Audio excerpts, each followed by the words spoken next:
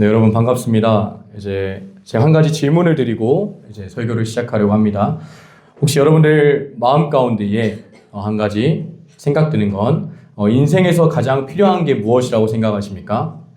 마음속으로만 생각하시고 입 밖으로는 이야기하지 않아도 됩니다. 뭐 취업도 있겠고요.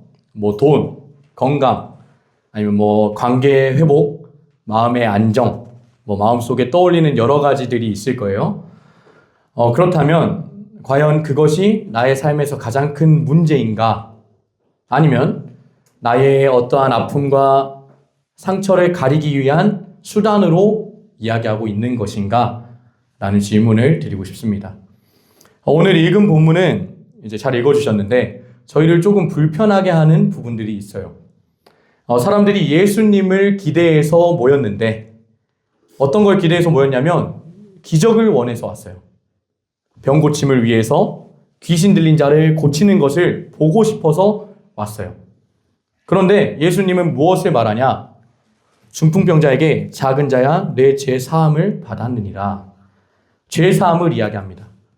이 시간 죄 사함이 가지고 있는 의미가 어떤 의미인지 죄 사함을 받았느니라 라는 제목으로 함께 말씀을 나누겠습니다. 우리 지난 시간 혹시 기억나시나요? 한 달에 한 번씩 제가 설교를 해서 기억이 안 날 것 같은데 세 가지로 크게 나눠서 설명드리도록 하겠습니다. 이제 첫 번째는 예수님의 사역이 확장되고 있음을 배웠어요. 마가복음 1장 내용인데요. 마가복음의 1장 내용을 볼 때, 자, 보시면, 제가 정리하기 쉽게끔 안식일의 시간과 맞게끔 기적들을 설명해 드렸어요.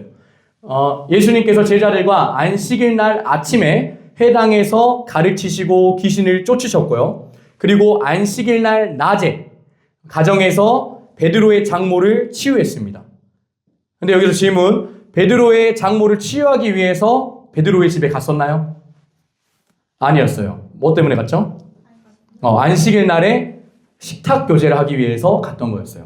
근데 마침 병자가 있었고 그 병을 고치십니다.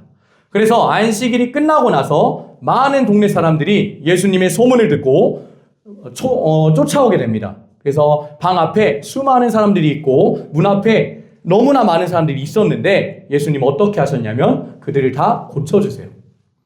그리고 나서 소문을 내라고 했을까요? 말라고 했을까요? 소문을 내지 말라고 했는데 이제 소문이 날 수밖에 없었던 이유는 온 갈릴리에 다니시면서 예수님은 전도를 하시고 귀신을 쫓으시는 일을 했습니다. 예수님의 사역은 쉽게 말하면 파란색 글씨 보이시죠? 회당, 즉 예배당에서 시작이 돼서 가정으로부터 동네로부터 또 온 마을로부터 복음이 전해지게 되는 거예요. 그래서 이 말씀을 통해서 제가 알려드린 건 이 예수 그리스도의 복음을 아는 사람들은 단순히 예배당에서 끝나는 것이 아니라 이 예배당에서 드렸던 말씀들을 가정에 가져가고 또한 동네로 가져가고 온 사람들에게 전할 수 있는 사람들이 되어야 한다라고 이야기를 했었어요. 자, 두 번째는 뭐였냐? 인기를 따르지 않으셨다. 그때 생각을 해봅시다. 만약에 제가 여기서 여러분들에게 수많은 기적들을 행합니다.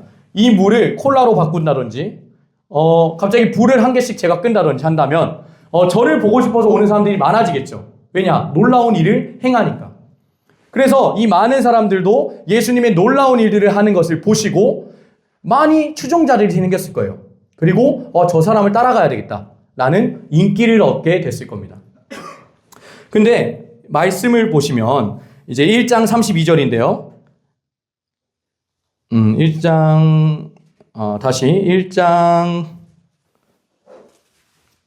35절. 새벽 아직도 밝기 전에 예수께서 일어나 나가 한적한 곳으로 가사 거기서 기도하시더니 예수님은 제자들이 말을 걸어요.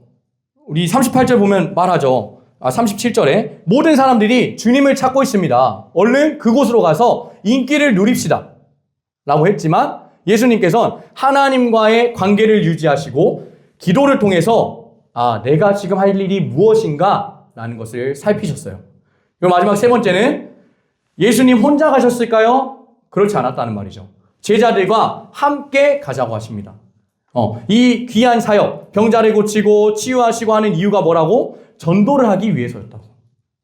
전도는 제자들과 함께 이뤄가시길 원했다 라고 이야기를 했어요. 이제 좀 기억이 나시나요? 네, 지금 이 상황입니다. 그래서 인기가 엄청 많아진 상황이에요. 1장 45절 보면 인기가 너무 많아져서, 인기가 많아지면 어떻게 된다고요? 그를 시기하고 질투하는 사람들이 많아진다고요. 그러면 예수님이 안전해질까요? 위험해질까요? 위험해지겠죠. 잡혀서 죽을 수 있기 때문에. 그래서 예수님은 마을 밖에서 사역을 하시게 됩니다. 이해되시나요? 그리고 오늘의 본문을 보시면 어떤 일이 있냐. 자, 중풍병자를 고치시는 일이 일어나요. 근데 예수님께서 수일 후에 다시 가버나움에 들어간다고 표현해요. 2장 1절입니다. 수일 후에. 그러니까 소문이 조금 잦아들었을 때 예수님이 다시 가버나움으로 들어가세요. 네. 근데 여러분들 잘 아셔야 되는 건 소문이 몇 일 지난다고 해서 잊혀질까요? 소문은 시간이 답인데 그 시간이 생각보다 많이 있어야 돼요. 많은 시간이 있어야 소문이 사라지게 됩니다. 그리고 조금 더 자극적인 내용을 마주한다면 그 소문이 덮이게 돼요. 그런데 생각해 보세요. 예수님께서 기적을 행하신 일이 흔한 일이었을까요? 처음 본 일이었을까요? 구약 이후에 처음 마주한 일이었어요. 그래서 그 어떤 자극적인 내용으로도 예수님의 소문을 막을 수 없었어요. 네. 그래서 어떻게 됐냐? 집에 계시다는 소문이 들리니까 어떻게 되냐면 많은 사람들이 모이게 됩니다. 예수님이 저기 집에 가 있대 라고 말씀하니까 많은 사람들이 모이게 돼요. 당시에는 이제 그 당시 상황을 제가 그림으로 가져왔는데요. 이런 상황이었을 거예요. 이 방 안에서 예수님이 말씀을 가르치시니까 그 말씀을 보려고 수많은 사람들이 모였을 거예요. 왜 모였을까요? 예수님을 보고 싶은 사람들, 기적을 만나고 싶은 사람들, 또 사람들이 어디로 가네? 우리 뭐 음식 먹으러 갈 때 아니면 줄 많이 서는 곳으로 가잖아요. 줄 많이 서 있는 곳으로 거기 맛집이라며 하고 가고 그리고 뭐 마트 세일할 때 내가 어디로 가는지 모르면 사람들이 많은 곳 가면 그곳이 세일하는 곳이고 그러죠. 그런 것처럼 저기 사람들이 많이 가는데 뭐지? 저게 누굴까? 하고 가보니 예수 그리스도가 계셨던 거죠. 근데 우리 중요한 구절이 있는데 자 마가복음 2장 2절 하반절을 자 앞에도 있는데요. 함께 읽겠습니다. 자 시작. 예수께서 그들에게 도를 말씀하시더니 예수님께서는 도라는 것을 말씀하세요. 개 이름인가요? 개 이름 아니에요. 개 이름 아니고 이 도라는 것은 길 도자를 써서 그러니까 길을 알려주신 건데 무슨 길이냐? 하나님의 천국 복음을 이야기하신 거예요. 우리가 걸어가야 될 길은 구원받은 백성으로서 하나님의 천국으로 가야 한다라는 이야기를 하신 거예요. 근데 재밌는 건 사람들이 굉장히 많이 모여 있었죠. 맞나요? 그러면 그 사람들을 의식하지 않으시고 특이한 건 뭐 복음을 전하시는 거죠. 사람들은 뭘 원했다고요? 고치심, 치유. 그러니까 예수님은 이 작은 집에서 치유 집회를 하고 싶지 않았어요. 성령 부흥 집회를 하고 싶은 게 아니었어요. 말씀을 전하고 복음을 알려주고 싶으셨던 거죠. 혹시 여러분들은 지금 어떤 이유로 이곳에 오셨습니까? 너무 정적이 흐르는데 어떤 이유로 도대체 오셨어요? 뭐 사람을 만나러 오셨나요? 아니면 뭐 내 일이 잘 되길 바라서 오셨나요?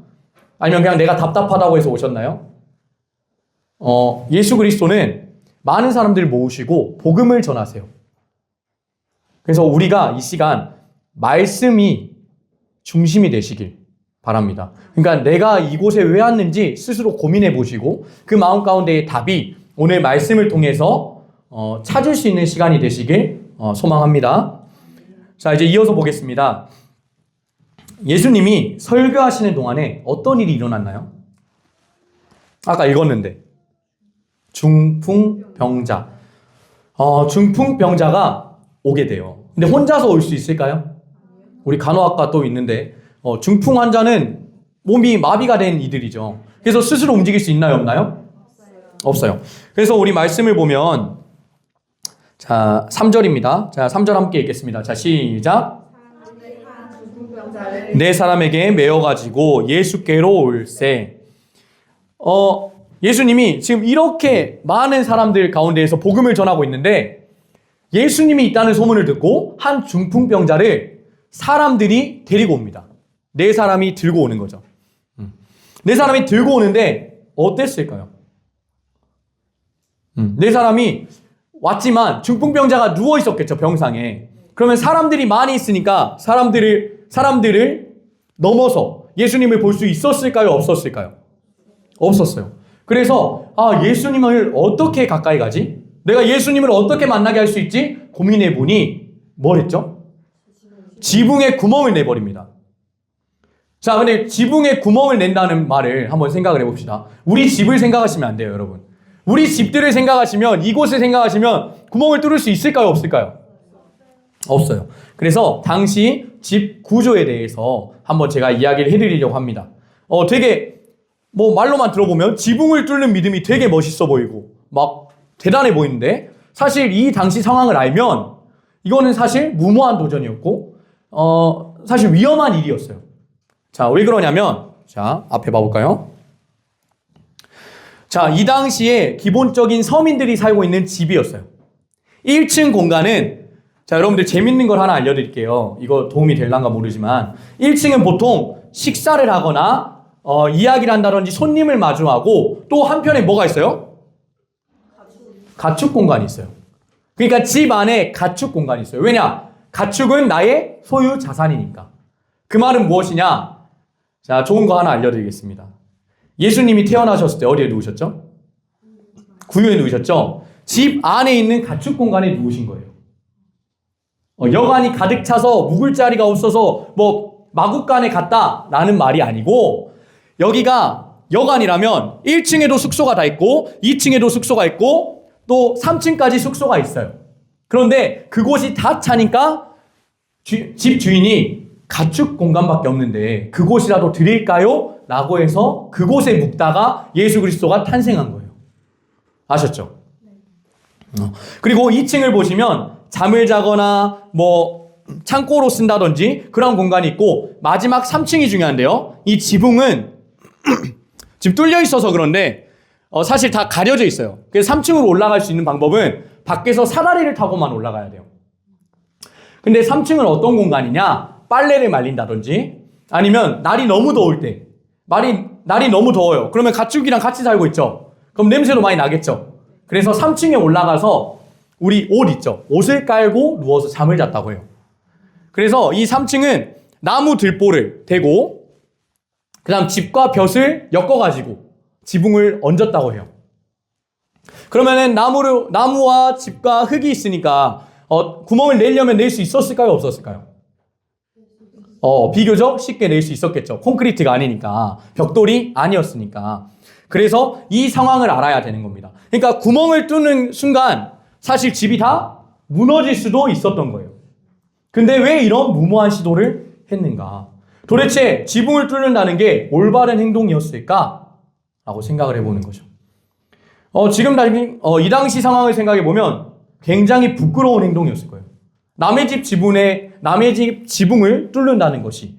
또한 이 지붕을 뚫고 나서 값을 지불했어야 됐을까요? 안 해야 됐을까요?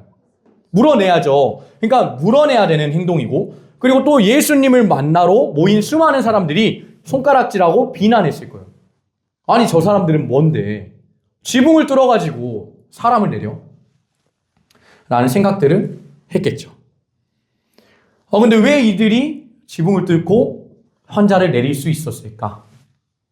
아마 예수님만 만나면 된다라는 기대가 있었을 거예요.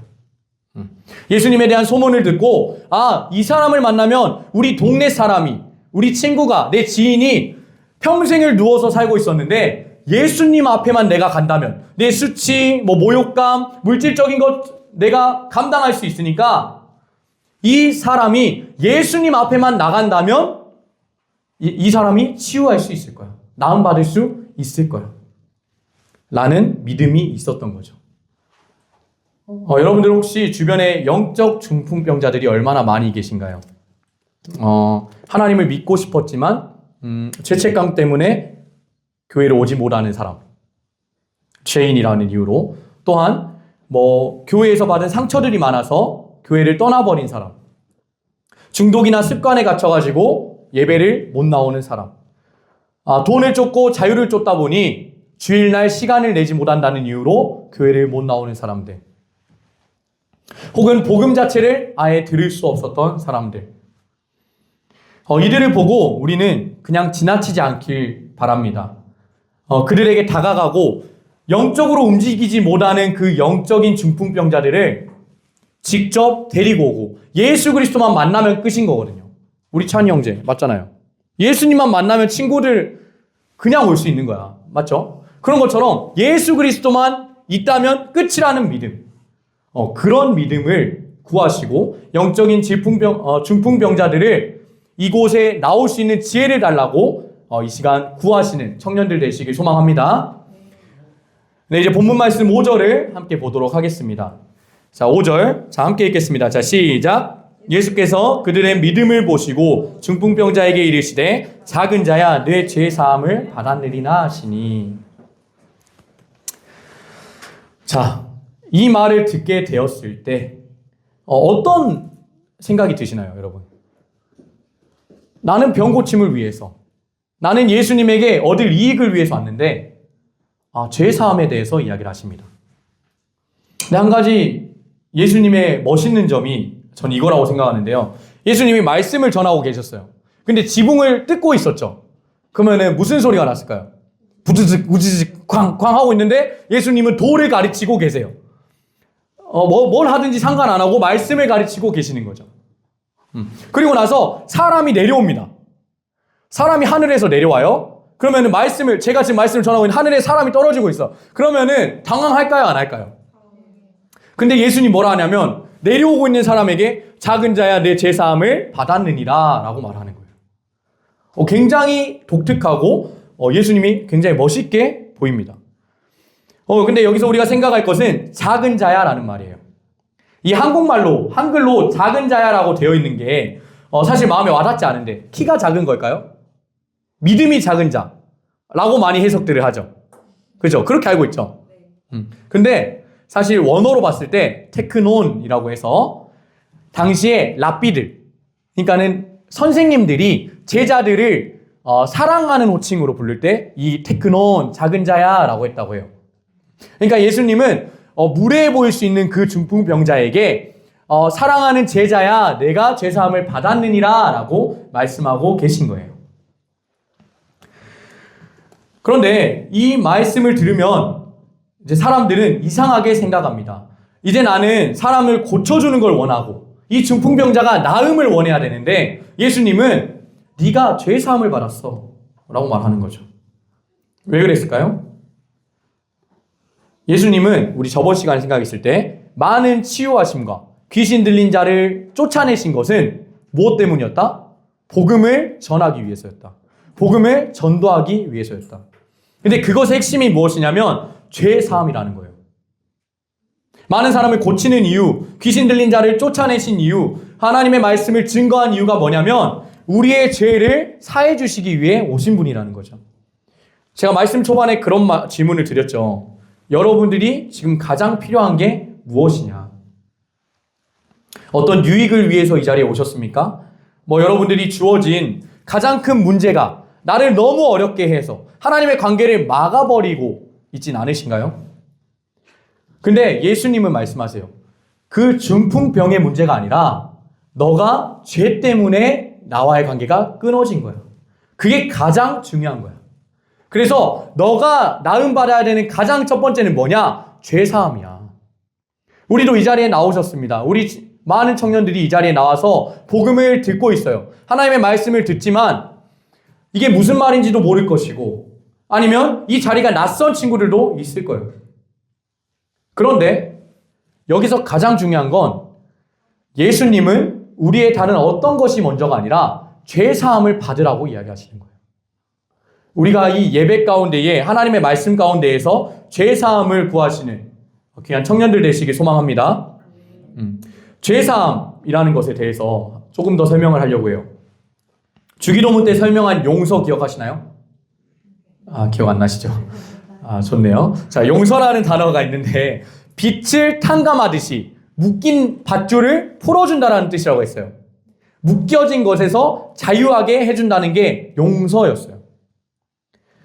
그러니까 이것은 무엇이냐? 죄인인 우리를 예수 그리스도가 십자가로 말미암아 죽으시고 그리스도의 의로우심이 우리에게 전가되는 것, 칭의해 주신 것이랑 똑같은 말인 거예요. 그러니까 하나님께서 예수님을 보내서 이 자리에 오게끔 하시고 병자를 고치시는 이유는 딱 하나예요. 여러분들을 의롭다 칭해 주시기 위해서인 거죠. 죄사함을 받게 하시기 위해서인 거죠. 그래서 지금 이 개념을 알게 된다면 우리가 지금 여러분들 각자의 마음 가운데 살펴보시면 내가 나쁜 생각을 할 수도 있어요. 또한 어제 나쁜 짓을 했을 수도 있어요. 혹은 예배 전에 나쁜 짓을 하고 왔을 수도 있어요. 예배 끝나고 나쁜 짓을 저지를 수도 있겠죠. 근데 그게 중요하지 않습니다. 우리는 여전히 죄인 같은 실력이에요. 하지만 이 그리스도의 의가 전가되었기 때문에 하나님 앞에서 의롭다고 칭해 주시는 믿음을 우리가 얻게 된 것입니다. 이것을 오늘 잘 기억하시고 말씀을 잘 들으시면 좋을 것 같아요. 지금 이 상황에서는 지금 사람들이 많이 모인 상황에서 예수님을 좋아하는 사람들만 있었을까요? 그럼 누가 있었을까요 또? 질투하는 사람 누구? 서기관. 네, 서기관들이나 랍비들이 있었을 거예요. 근데 서기관들이 뭐라 말하냐면 말하지도 않았어요. 마음속에 이런 생각을 해요. 아니 저 사람이 도대체 뭔데?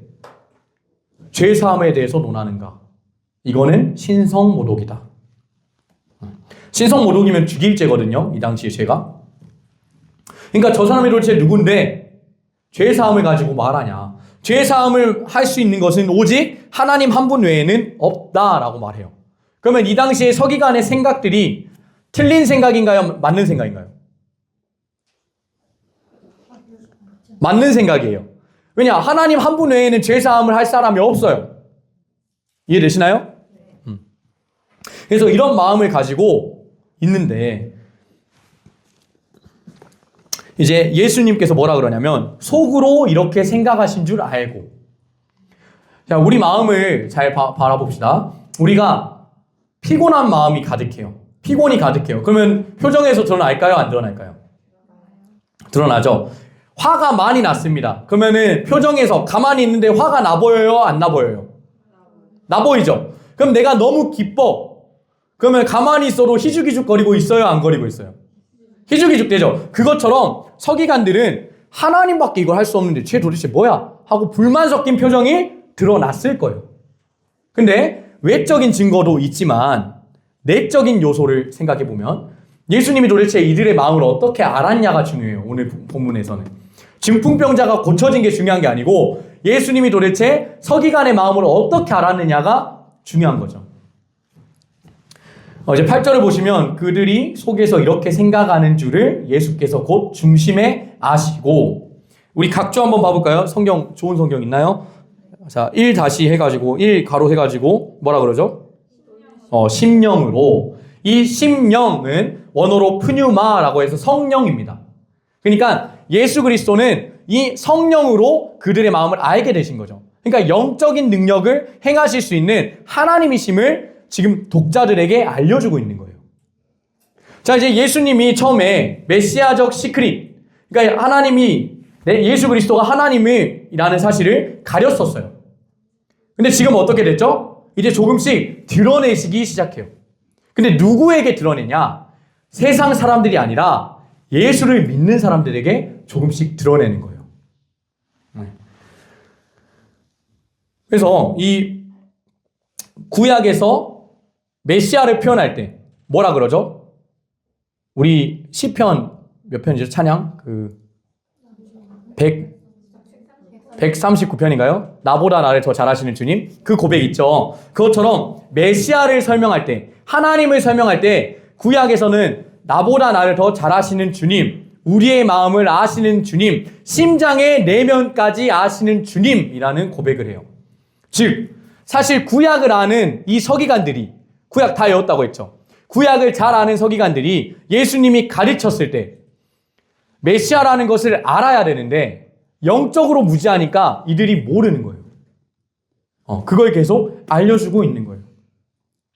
그래서 서기관들이 저 사람이 하나님 외에는 죄사함을 할 수가 없는데 왜 저래? 라고 마음속에 생각하고 있으니까 예수님이 두 가지의 반문을 하게 됩니다. 두 가지 질문을 하세요. 첫 번째는 네가 무엇이 더 쉽겠냐? 죄사함을 받았느니라 라고 하는 말이 쉽겠냐? 두 번째 질문, 일어나서 상을 들고 걸어가라고 말하는 게 더 쉽겠냐? 라고 말해요.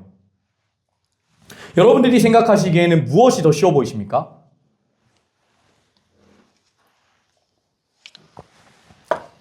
지금 딱 이 상황이었을 거예요. 서기관들이 이 질문을 했을 때 아무런 답을 할 수가 없어요. 왜냐? 죄 사함을 받았다는 것이 겉으로 드러날까요? 티가 나지 않아요. 그래서 누구나 할 수 있는 말이에요. 근데 이번엔 생각해 봅시다. 중풍 환자가 일어나서 걸은 역사가 있을까요? 없다는 것을 제가 지어서 말하는 게 아니고 12절의 마지막을 보면 우리가 이런 일을 도무지 보지 못하였다 하더라 라고 말해요. 그러니까 한 번도 중풍병자가 일어나서 걸은 걸 본 적이 없어요. 그러면 서기관들의 입장에서 죄사함을 받은 것도 증거될 수가 없고 일어나서 걷는 것도 말이 안 되는 말이기 때문에 서기관은 아무런 답을 할 수 없는 거죠. 이해되시나요? 그래서 근데 이 말의 핵심이 무엇이냐? 그러니까 도대체 서기관들에게 답을 할 수 없게끔 질문하신 핵심이 무엇이냐?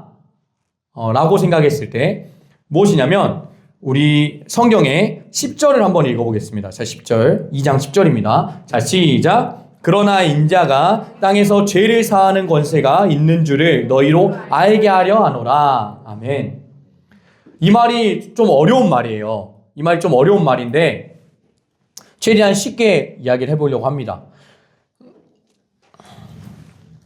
자, 이제 이 당시에 인자라는 말을 생각해 봐야 되는데 인자는 땅에서 죄사하는 권세가 있는 줄 서기관들에게 알게 하기 위해서 이 두 가지 질문을 한 거예요. 저 앞에 있는 두 가지 질문.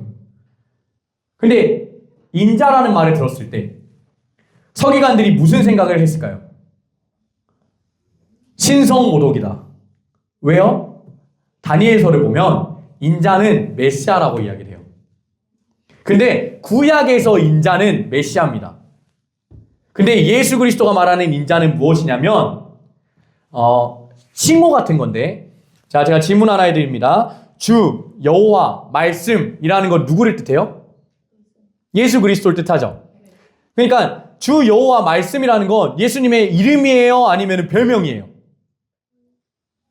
별명이에요. 예수라는 이름은 예수라는 거 하나밖에 없어요. 그리스도는 예수님의 이름이에요? 아니에요?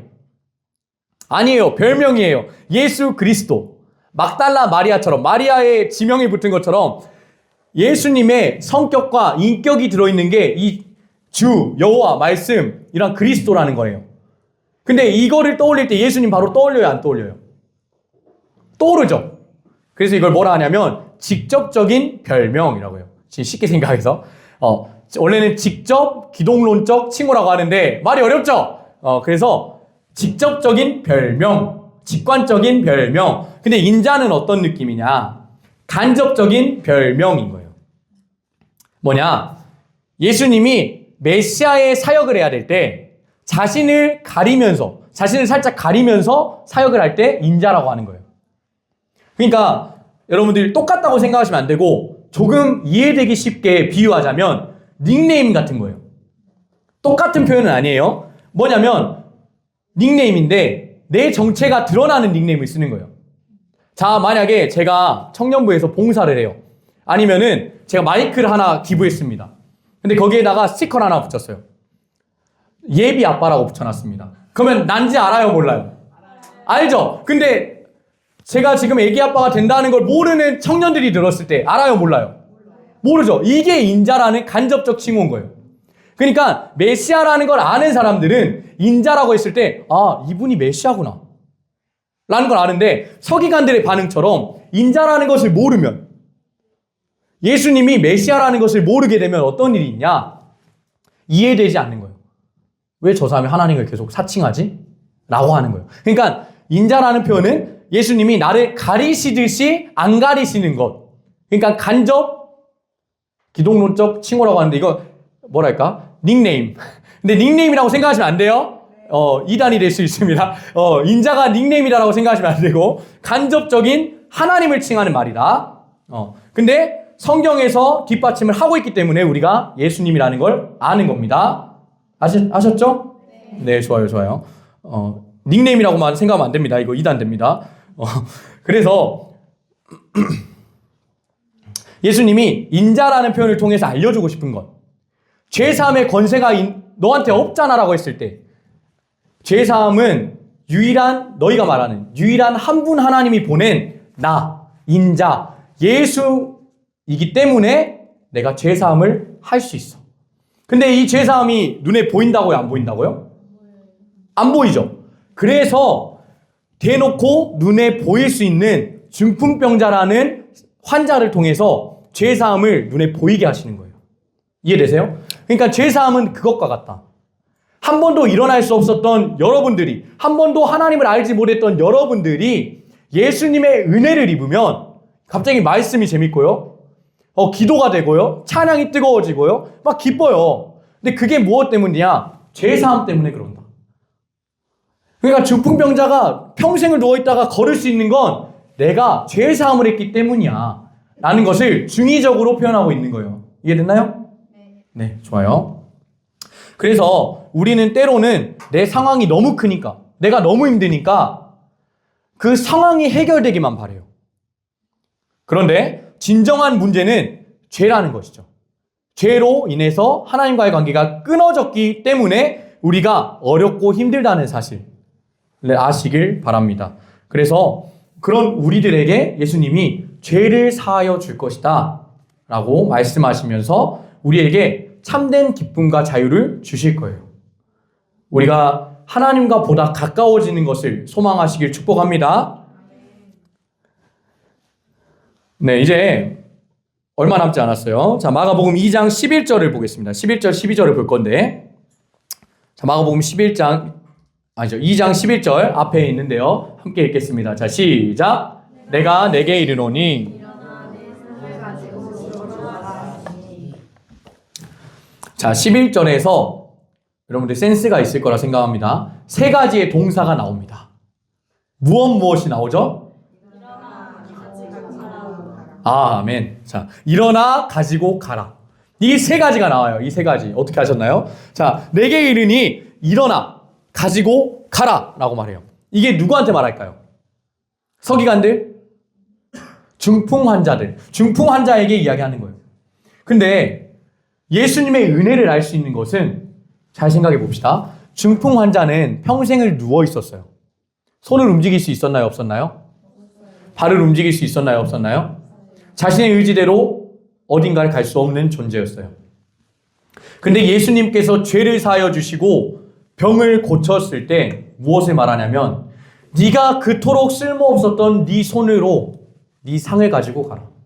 네가 쓸모없었던 그 두 다리를 들고 일어나라. 그래서 집으로 나아가라 라고 말씀하시는 거예요. 중풍병자는 이 말을 믿을 수 있었을까요? 없었을까요?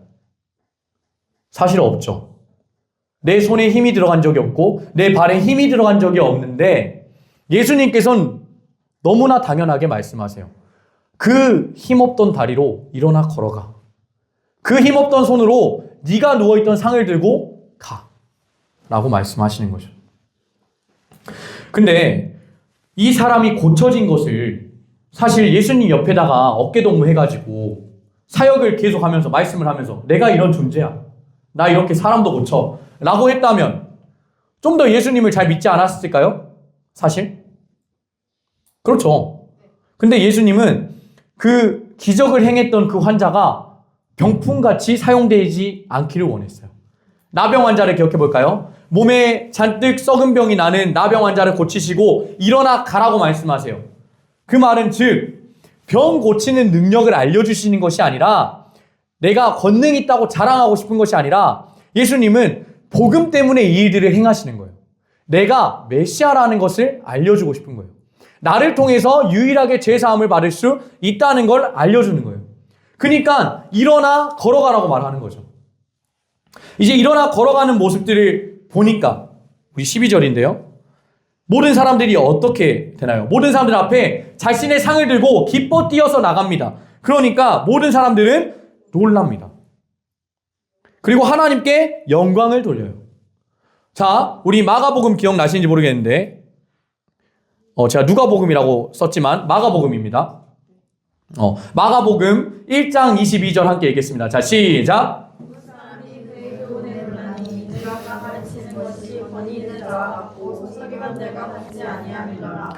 자, 우리 아래 것도 함께 읽겠습니다. 시작. 더러운 귀신이 그 사람에게 경련을 일으키고 큰 소리를 지르며 나오는지라 다 놀라 서로 물어 이르되 아멘. 자, 이러한 이야기들을 해요. 그러니까 쉽게 생각하면 마가는 예수님이 놀라운 일을 하시고 나서 알려주고 싶은 건 사람들의 반응인 거예요. 예수님이 가르치시니까 놀라요. 귀신을 쫓으시니까 놀라요. 오늘 본문은 어쩌죠? 중풍 환자를 일으키시고 걷는 걸 보니까 놀라요. 그런데 이 세 가지의 놀라라는 표현이 사실 다 다르게 적어져 있어요. 이 단어가. 경외해서 놀라는 표현이 있고, 두려워서 놀라다, 심히 기뻐서 놀라다, 이런 식으로 다양한 놀란 반응들이 나타나게 되는 거예요. 도대체 이것은 무엇을 말하고 싶었는가? 예수님이 말씀을 가르치시고 귀신 들린 자를 쫓으시고 병자를 고쳤을 때 이 마가복음의 복음을 마주한 모든 사람들은 놀라요. 근데 이상한 것은 마가의 저술에서는 그게 끝입니다. 놀랐다라는 말로 끝나요. 왜 이상하냐? 우리 사도행전을 생각해 볼까요? 사도행전에서 바울이 복음을 전하니 수가 날로 늘더라. 본 적 있죠? 사도행전 보면서. 또 세례받은 자가 그날 남자만 4,000명이었더라. 그런 말들, 수적 부흥했다는 말들이 보이죠? 복음을 증거하고 복음을 받은 사람들은 믿음이 생긴다는 것을 사도행전은 이야기해요. 그런데 마가복음은 무엇을 말하냐? 지금 이 복음서를 읽고 있는 여러분들이 이 놀라운 기적들을 마주했을 때 이 사람들처럼 놀라고 끝날 것인가? 아니면 예수를 구주로 믿을 것인가? 라는 것을 물어보고 있는 거예요. 그러니까 그 뒤에 아무 말도 하지 않는 거예요. 그러니까 복음을 눈앞에 봤다고 해서 여러분들에게 놀라운 기적이 행해졌다고 해서 믿음이 생기는 게 아니에요. 믿음은 그 구주를 믿고 영접하는 겁니다. 그걸 오늘 마가복음은 이야기하고 있는 거예요. 여러분들이랑 저는 어떻게 하시고 싶으십니까? 성적이 오르고 시험에 합격했다면 하나님이 도와주셨다고 생각할 건가요? 아니면 기도가 응답됐다고 느끼고 싶은가요? 때로는 좋은 사람을 만났을 때 이 사람은 하나님이 붙여주신 사람이야 라고 생각을 하실 건가요? 그것도 좋죠. 그런데 반대로 생각하면 내가 이 일이 실패했다면, 내가 안 좋은 사람을 만났다면, 내가 준비했던 모든 것들이 잘 되지 않는다면 하나님이 날 버렸다고 생각하실 건가요? 그게 중요한 게 아닌 거예요. 내가 원하는 것, 내가 필요한 것이 충족됐다고 해서 믿음이 생기는 게 아니라는 거예요. 때로는 우리 삶이 너무 잘 되고 행복할 때 그게 좋다는 게 아닌 거예요. 우리가 예수 그리스도를 믿는 참된 기쁨으로 살아가시길 축복합니다. 자, 말씀 마무리할게요. 자, 오늘 본문을 통해서 제가 여러분들에게 두 가지를 붙들고 가시길 원해요. 첫 번째는 지붕을 뜯는 믿음을 가진 사람이 되라 입니다. 오늘 본문을 보면 중풍병자를 데리고 온 사람은 몇 명이었죠? 4명으로 알고 있죠. 근데 우리 본문을 다시 읽어볼까요? 우리 2장 3절입니다. 자, 시작. 사람들이 한 중풍병자를 4사람에게 메워가지고 예수께로 올세. 사람들이 중풍병자를 데리고 옵니다. 근데 4사람이 든 거예요. 이 말이 무엇이냐? 평생을 말라서, 평생이 마비돼서 하나님께로 나올 수 없는 그 영혼을 사랑하고 아껴주고 생각하는 자들이 있었다는 거예요. 그 사람들이 너무나 많았다는 거죠. 길을 잃고 방황하고 있는 청년들, 하나님을 모르는 청년들, 주님을 떠난 청년들이 너무나 많은데 그런 영적인 중풍병자들을 우리는 바라보고 지나가기밖에 안 해요. 사랑하는 청년부 여러분, 우리 주변에 영적으로 누워있는 자들이 너무 많아요. 저도 제가 장인어른에게 복음을 전하고 있지만 심지어 우리 가족도 믿지 않는 사람들이 너무나 많다는 거죠. 근데 우리가 복음을 알았다면, 예수님 안에서 참된 기쁨을 누렸다면 가만히 있을 수 있겠습니까? 우리가 때로는 그들을 위해서 시간을 써야 되고요, 물질을 헌신해야 될 때도 있고요, 내 감정을 낭비해야 될 때도 있어요. 때로는 비판까지 받으면서 사람들이 싫어하는 그 영혼을 다가가야 될 때가 있어요. 그런데 우리가 예수님을 알았다면, 이 복음을 알았다면, 죄 사함의 권세 받은 자가 우리 예수 그리스도라는 사실을 알고 있다면 그 모든 것을 감수하더라도 지붕을 뜯고 그 병자를 메어서 예수께로 나아올 수 있게 하시는 그런 한 사람이 되시길 축복합니다. 두 번째는 우리 인생의 근본적인 문제는 상황이 아니라 죄라는 거예요. 사람들은 중풍병자의 병이 고쳐지길 기대해요. 모든 사람들이 모여서 놀라운 기적이 일어나기만을 기대해요. 하지만 예수님은 병을 고치시기 전에 먼저 이렇게 말씀하세요. 작은 자야, 내 죄사함을 받았느니라. 왜 그렇습니까? 병보다 더 깊은 문제가 있었기 때문이에요. 그 병자는 복음을 처음 알았을 거예요. 예수님을 알지 못했을 거예요. 예수를 알지 못한다는 건 어떤 거냐면 죄 사함을 받을 기회조차 없다는 거예요. 이 말씀을 듣지 못한다는 건 하나님 앞에 나올 수 없다는 거예요. 우리 청년들은 하나님과의 관계가 어떠십니까? 하나님을 알고 싶으신가요? 하나님과 가까워지고 싶으신가요? 아니면 의심하고 멀어지고 싶으신가요? 그런데 오직 예수 그리스도만이 우리의 죄를 사해 주실 수 있다는 것, 그리고 하나님과 가깝게 지낼 수 있게 하시는 권세가 있다는 걸 믿으시길 바라요. 근데 그 권세는 우리가 잘 아는 것처럼 어디서 나타나냐? 예수 그리스도가 우리의 죄 때문에 십자가를 지시고 부활하셔서 우리에게 그 예수 그리스도의 선하신 의가 우리 마음 가운데에 전가되었을 때, 예수님의 의가 우리 마음 가운데에 새겨졌을 때 비로소 그 은혜를 볼 수 있는 겁니다. 사랑하는 청년 여러분, 우리는 사실 여전히 죄인이에요. 저도 마찬가지. 말씀을 전하는 저라고 해서 잘난 거 하나도 없습니다. 죄인인데 이 자리에 나온 게 은혜인 거예요. 늘 좋은 생각을 하지 못하는 존재이고 하나님 생각만 하면서 살 수도 없는 부끄러운 존재예요. 그런데 그런 저희들의 죄를 사해 주시고요, 의롭다고 해주신 그 하나님의 참된 은혜를 기억하시길 소망해요. 우리 이 시간 마지막으로 결단하길 원해요.